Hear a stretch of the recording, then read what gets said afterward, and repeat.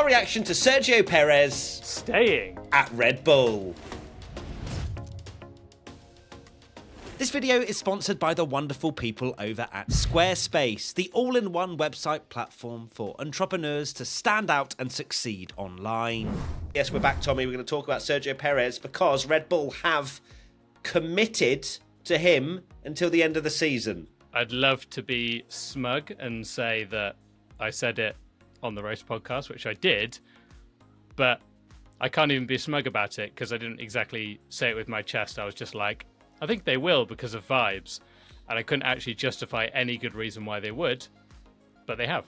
I'm a bit surprised, but it also shows that everything that we ever read into Formula One and who talks to who after sessions and who's smiling with who and who has a bottle of wine in their hand and leaving the spa paddock with someone else, Verstappen and Ricciardo, means absolutely nothing. And as much as we try and jump on these things and go, ooh, is that a little... Does that mean...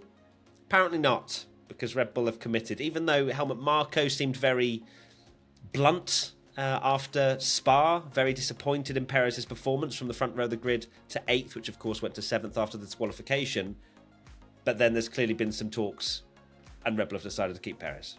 Yeah, there's a lot of rumours and things about, this just shows that it's going to happen, but they have stuck with him, despite everything. But one thing I thought was interesting was that, you know, I know it wasn't Red Bull themselves, but Formula One put up like the interview with Perez in the media pen, and it was kind of like it's time to shut down these allegations and all this kind of stuff of like I'm staying, I've got a contract, and it's like that's the kind of interview and statement you kind of do when you finish third and you silence all the critics with your driving, not when you have an absolutely abysmal race and go, well, I've got a contract. You know, it's not the mic drop moment, is it really? When you've just had a really, really poor race again. Exactly. Let's go to the first question from P1 Patreon member Freya. How long do you realistically think Perez needs to continue performing badly until he gets the boot? I think it's end of the year, then he gets the boot now.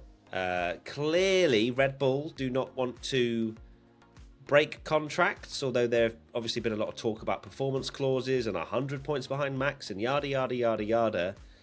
Red Bull either have that and don't want to act on it, or they don't and they can't afford the massive... well, I'm sure they can afford it, it's Red Bull, but also they don't want to afford the loss of booting Perez out.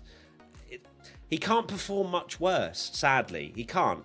Unless he's literally fighting with Formula B every single weekend, finishing last of Formula A, when you start on the front row of the grid, around Spa, which was, we were speaking about, very difficult to overtake. That was the perfect recipe for Perez to secure a little P3, a little P4 maybe. But he fell off the back of everyone. I know that he complained about the strategy, but there were loads of different strategies at play. And Perez still managed to fall behind. So it's bizarre. Have you ever dreamt of owning your own website, but never thought that you had the right skills or coding knowledge in order to have one? Well, let me introduce you to Squarespace, a place where you can build a website with absolutely no coding knowledge required. Start with a best-in-class website template and customize every design detail with reimagined drag and drop technology for desktop or mobile. What's better too is that you can create one for free and only start paying once you decide to go ahead and publish your website. So what are you waiting for? Head to squarespace.com/P1 to save 10% off your first purchase of a website or domain using the code P1. The key thing here is that Max Verstappen and Red Bull have nowhere near the advantage they did last year, Gasly and Albon, and their problem was that Verstappen was in the second quickest car behind the Mercs, probably, or at least elevating Red Bull to that position, and he was finishing third in the Hambot Ver every week and doing a fantastic job, and his teammate was finishing 20 seconds behind him, or 30, 40 seconds. And back then, that was the difference between third and 8th, 9th, 10th, 11th, 12th, whatever. Whereas now, he is finishing, he's getting knocked out in Q1 a lot. Always finishing last of Formula A, and that's on a good day.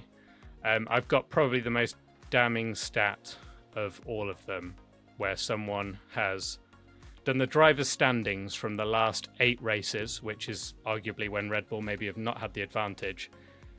And credit to Verstappen, he is still leading this championship in the 8 races on 141. Piastri is second on 126, and 7th is Russell on 79. I'll just skim through it. Perez is on 28 points. And to put that into perspective, Hülkenberg has scored 16. So he has scored 12 more points than a Haas in 8 races in a Red Bull, when the other driver is getting 141 and extending his championship lead almost every week. And I know Verstappen is next level, but it can't be this bad. So let's go to the next question. P1 Patreon member Kian LR. How many hats can one man truly be selling? So I don't know the exact merch figures of Sergio Perez, but what I can say is that Red Bull are clearly willing to lose third in the Constructors. So, last year, Red Bull was awarded $140 million, according to this report. Mercedes 131 in second place.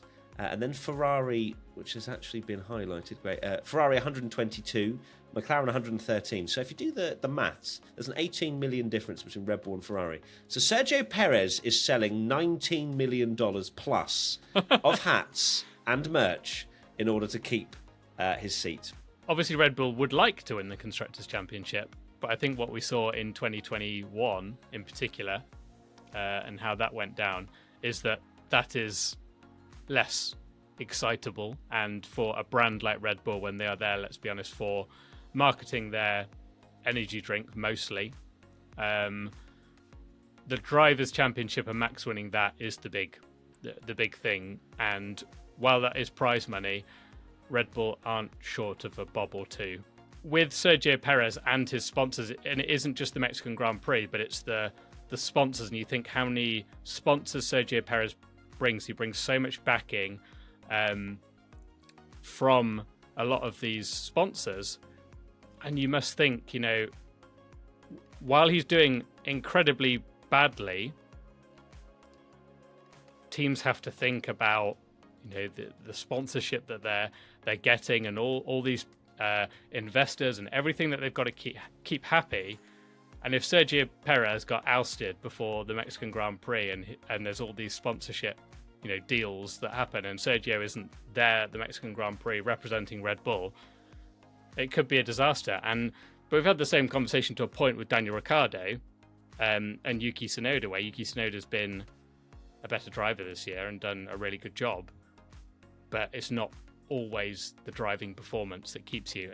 I'd be interested to see what Red Bull would have done this year had Perez not had that good run of form at the start, because of course those first 4 or 5 races have propped his tally up massively, and I do wonder if his form sort of kicked off like it has been for most of this season from the start, whether they would have made. And let's remember, he didn't have a contract until those first few races, and then they signed him again, even though he was on a bad run of form. But they extended the 2-year contract when he was in, admittedly, still a bad run of form, but no way. Like it's just going down and down and down and worse, isn't it?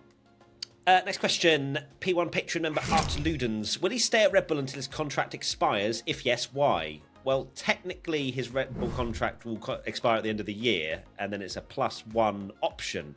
Of course, Red Bull went for this sort of PR strategy of 2 years, but then Horner let it slip that it was a 1+1, because I guess if you say to the media 2 years, it's a boost of confidence for Perez.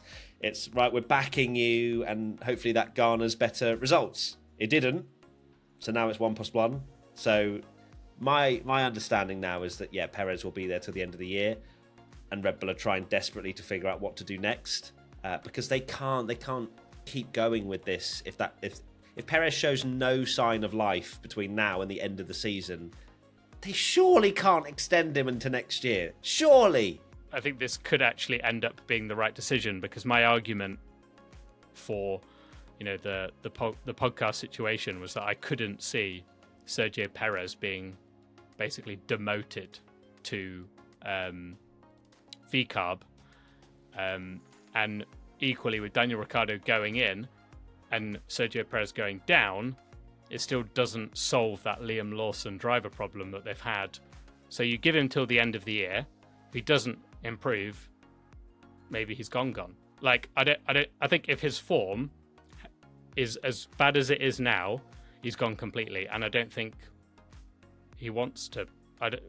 He'll maybe look to try and find a seat somewhere else, but I think he will be gone from Red Bull completely rather than taking a step down.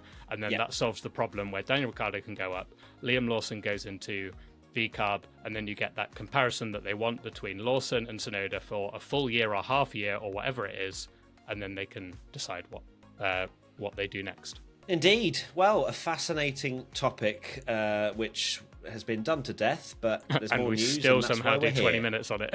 Exactly. Look, I hope for Perez's sake he picks the form up. It's just a want and a desire from both myself and Tommy just to have another car mixing it with the front. It's sad to see a driver that was so highly rated going into this team perform for the majority pretty poorly. And if he does lose the seat at Red Bull, I would be fascinated to see if he does go back to a midfield team and then starts performing again, because I'm sure he hasn't just lost his capabilities in a car, and we've seen it in the past. So, Tommy, what are your final thoughts? I will echo what you say, and despite what some people think, I don't want Perez to do badly. He's a highly rated driver. I was so happy when he was delivering in Racing Point, and me and you were both very sort of supportive of him getting that Red Bull seat in the first place, and we said what an absolute travesty it would be if Sergio Perez would lose his Formula One seat after essentially he had that amazing season at Racing Point. He won a race when he was last at one point. It was one of the best victories we've seen in ages, and it's because we want him to do well, and it's annoying because you want more people at the front and you want Max to be challenged and you want a better championship. So here's hoping that Perez can deliver in the second half of the season after just a break. Absolutely, and I'm actually happy to now just not talk about this anymore, to be honest with you. So that'll be good. Thank you, everybody. Let us know your thoughts, and we'll see you very soon. Lots of love. Bye! We'll just skip over Perez in the drive ratings, yeah.